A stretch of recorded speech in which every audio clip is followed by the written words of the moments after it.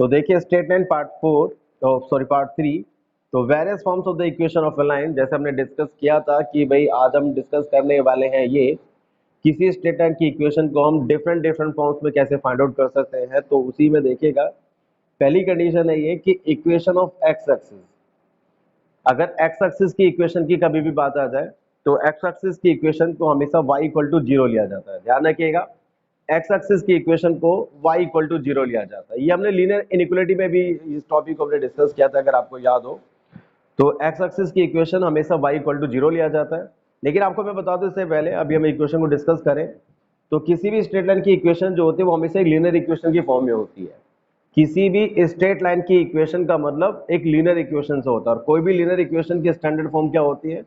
वो होती है A X plus B Y plus C equal to zero. ठीक है, जहां पर ये एक्स और वाई वेरिएबल्स हैं और ए बी और सी जो है वो कांस्टेंट है।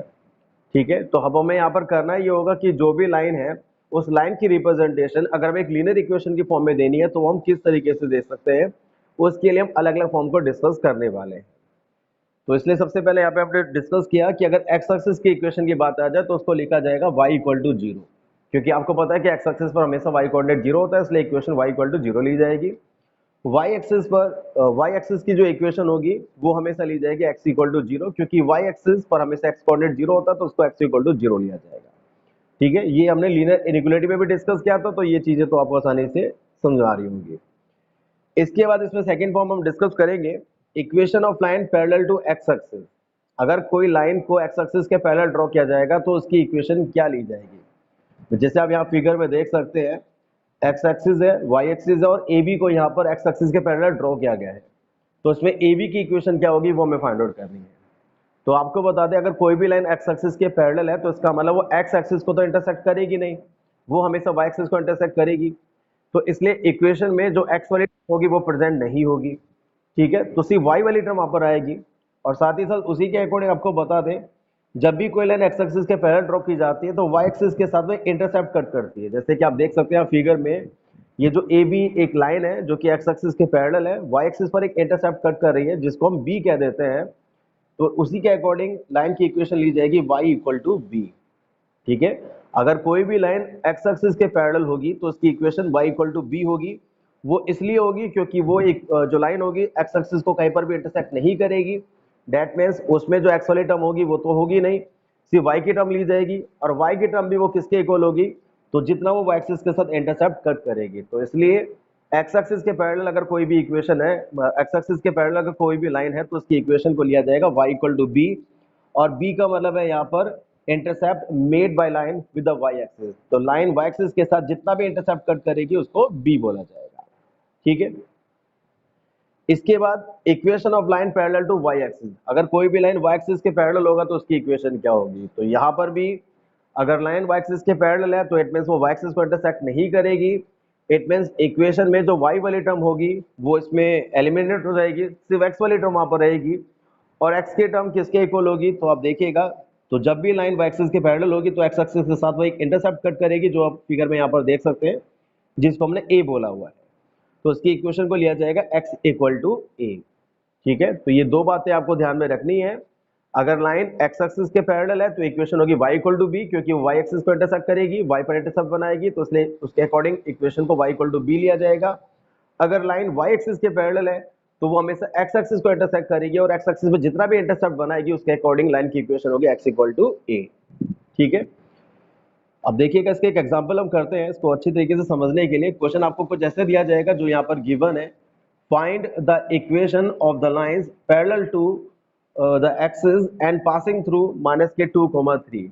तो कह रहे हैं कि एक मतलब लाइन की इक्वेशन को फाइंड आउट कीजिएगा जो लाइन पॉइंट माइनस के 2,3 से पास होकर जाती हो और वे दोनों एक्सिस के पैरेलल हो। इट मींस -2,3 पॉइंट से पास होकर जाने वाली लाइनों की इक्वेशन को आपको फाइंड आउट करना है अगर वे लाइन एक्स एक्सिस और वाई एक्सिस के पैरेलल हो।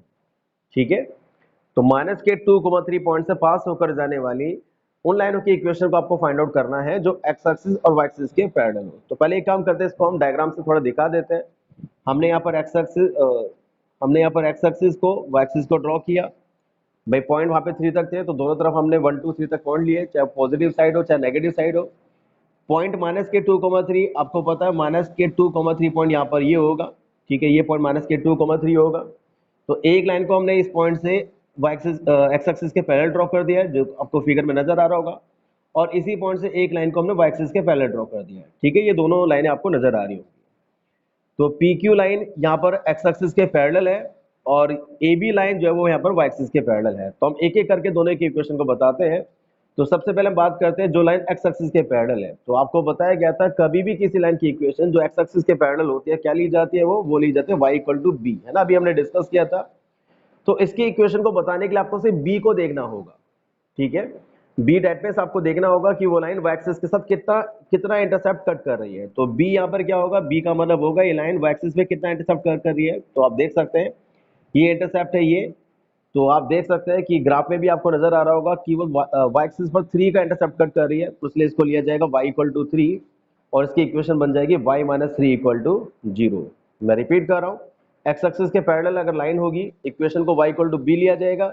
b का मतलब होता है कि लाइन y एक्सिस के साथ कितना इंटरसेप्ट कट करती है। फिगर में आप देख सकते हैं ये जो लाइन है जो कि एक्स एक्सिस के पैरेलल है, तो y के साथ ये इंटरसेप्ट कट कर रही है 3 का, तो इसलिए y equal to 3 that means y minus 3 equal to 0, ये इसकी इक्वेशन ली जाएगी। और जब भी हम किसी की इक्वेशन को फाइंड आउट करते हैं तो वहां पर हम x और y के प्लेस पर वैल्यू को नहीं पुट करेंगे, ठीक है, क्योंकि इक्वेशन का मतलब होता है एक लीनियर इक्वेशन और लीनियर इक्वेशन हमेशा एक्स वाई के फॉर्म में होती है। तो एक्स वाई से अलग जितने भी आपके कांस्टेंट होते हैं उनकी वैल्यू को वहां पर आपको पुट करना होता है, ठीक है। तो इसलिए यहाँ पर क्योंकि एक्स एक्सिस पैरेलल था y इक्वल टू बी और b का हमारा यहाँ पे 3 गिवन था, तो y माइनस 3 इक्वल टू 0 ये इसकी इक्वेशन हो गई। और वैसे भी आपको बताएं जो पॉइंट आपको गिवन है तो इस पॉइंट में जो y कोऑर्डिनेट है वही आपका y एक्सिस पर इंटरसेप्ट भी होगा। तो आप देख सकते हैं y कोऑर्डिनेट वहाँ पे 3 है तो y इंटरसेप्ट भी 3 होगा, दैट मींस b इसमें 3 होगा, तो equation y equal to 3 y minus 3 equal to 0 हो जाएगी।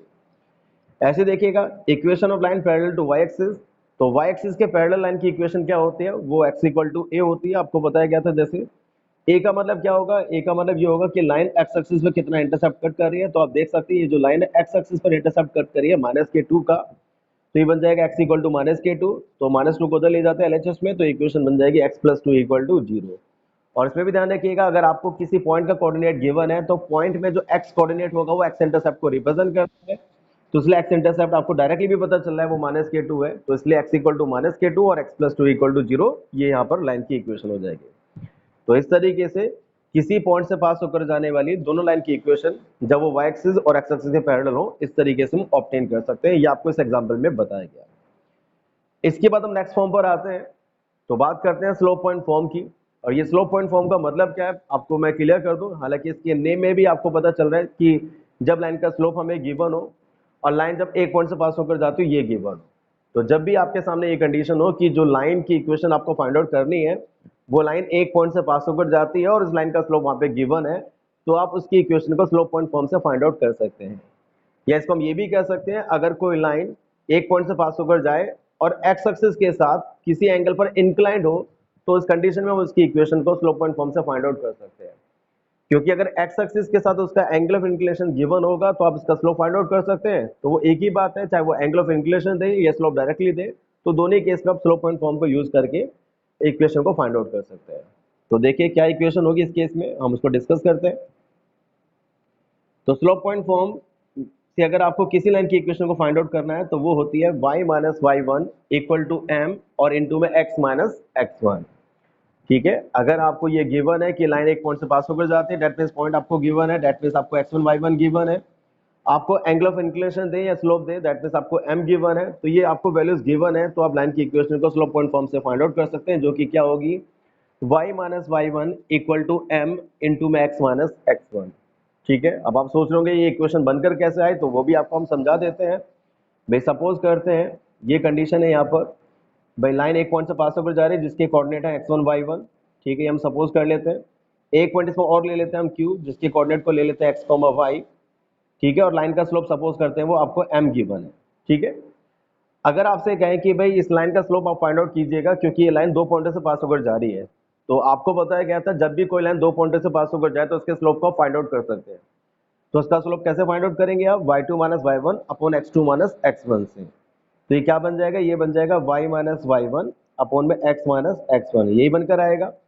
और ये किसके इक्वल है, तो ये स्लोप इक्वल है किसके, m के, ठीक है।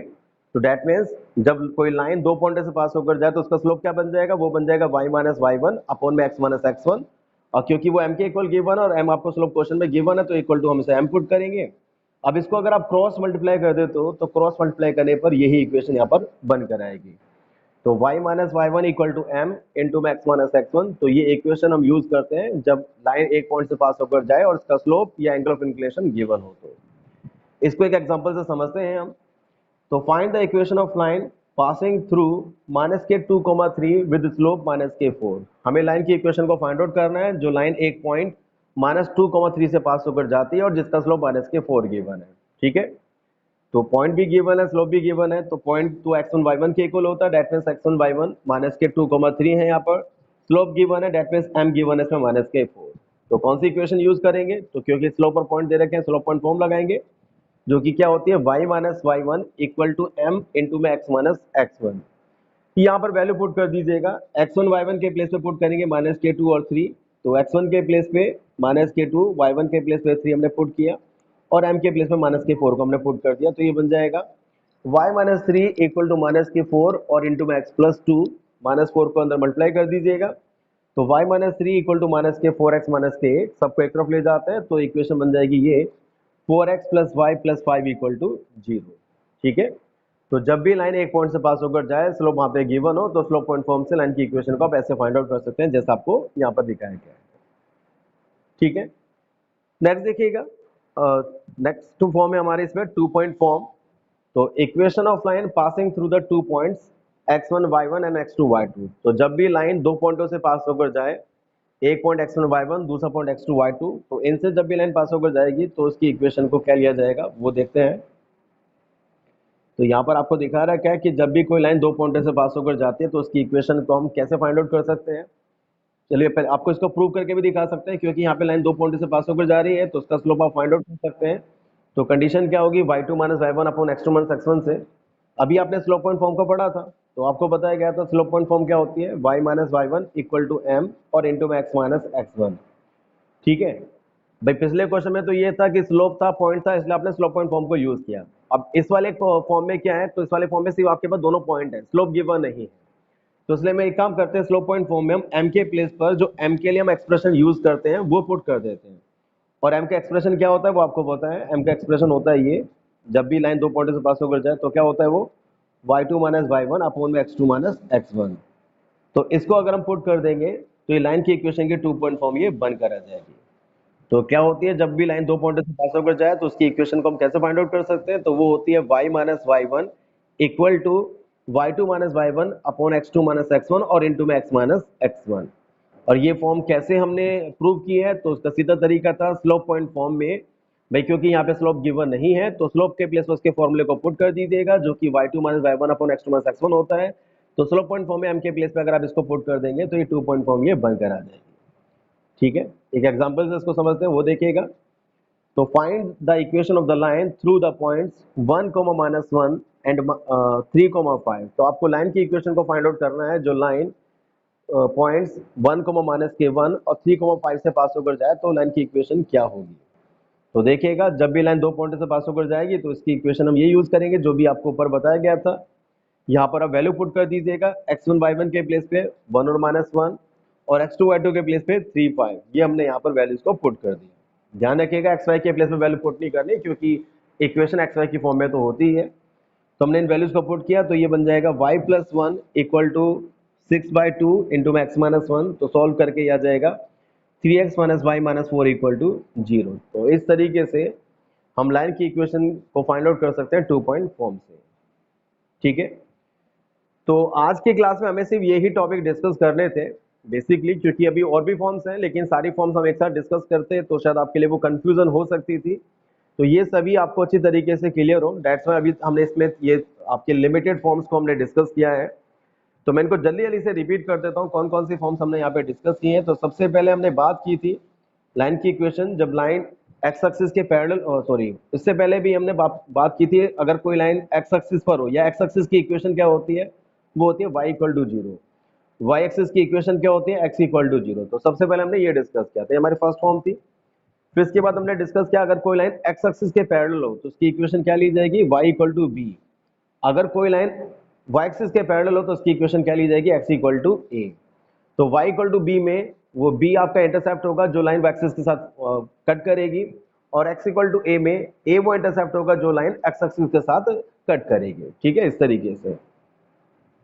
इसके बाद हमने डिस्कस किया यहाँ पे स्लोप पॉइंट फॉर्म को। अगर कोई लाइन एक पॉइंट से पास होकर जाए और x एक्सिस के साथ कोई स्लोप बनाए या x एक्सिस के साथ किसी एंगल पर वो इंक्लाइंड हो, तो स्लोप पॉइंट फॉर्म से इसकी इक्वेशन को फाइंड आउट कर सकते हैं, जो कि क्या होगी, y minus y one equal to m और इंटू में x माइनस एक्स वन। तो ये स्लोप पॉइंट फॉर्म यहाँ पर हम यूज कर सकते हैं।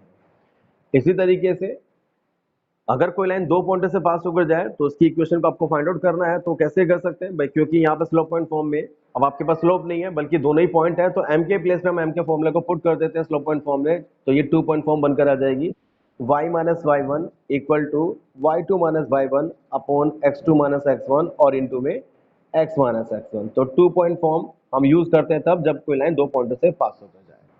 ठीक है, तो आज ये डिफरेंट फॉर्म थी जो हमने यहाँ पे डिस्कस की, जिसकी हेल्प से आप किसी स्ट्रेट लाइन की इक्वेशन को फाइंड आउट कर सकते हैं।